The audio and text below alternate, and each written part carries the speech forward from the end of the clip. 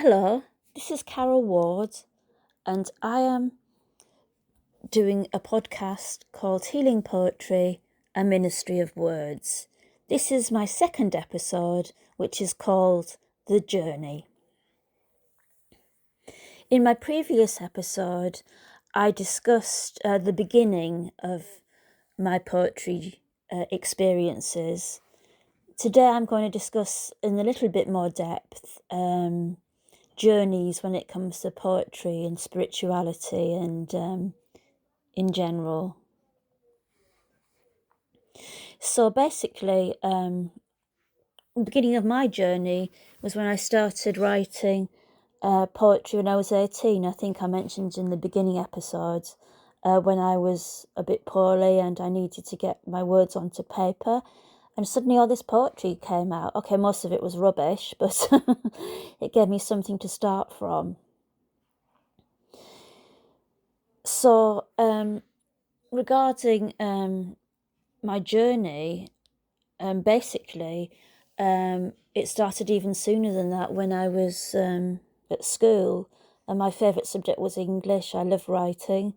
I didn't write a lot of poetry, but I certainly loved English. I had a really good experience with my English teachers, and it was my favourite subject. So I always had an inkling and a passion for words.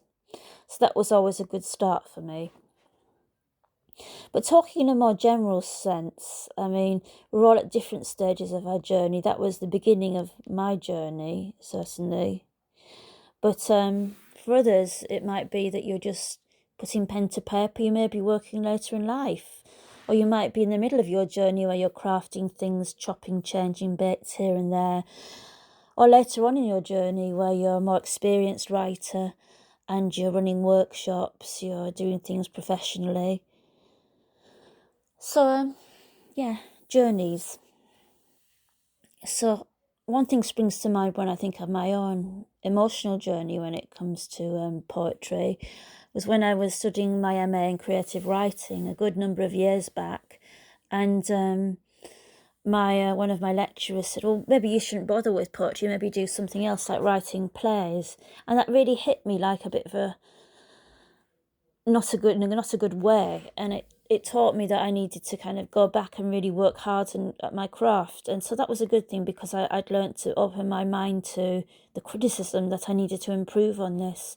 And of course it reaped its reward because all the work I was doing to improve my writing eventually got me some stuff published, and I managed to have a little bit of success with my writing and get some things in magazines and journals and stuff. So that was all really good. But yeah, wherever you are at your journey, I think it's important when it comes to poetry to keep at it, not to be too focused on the end goal, and just to write and enjoy your words and get a lot of pleasure out of what you're doing. I think if you become too focused on getting success, you can get too kind of obsessed with failure, worrying too much about if you get defeated or if you're beaten by someone in a competition or things like that. You can get a bit down about it, but it's not worth it because the ultimate goal is for you to write and to do it for yourself first, but also, if you can, to do it maybe to understand your motivation as a writer. If you're writing just for the headlines to be successful, then you're probably not going to get much out of it because it's a very long haul. But if you're writing because you have a sense of maybe the injustice in society, or because you just like to kind of talk about nature, or whatever your motivations are, it's good to understand what they are in the outset. So I think that's really important.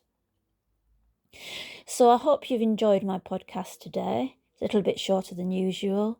So that was Journeys, the Healing Poetry, a Ministry of Words. Thank you.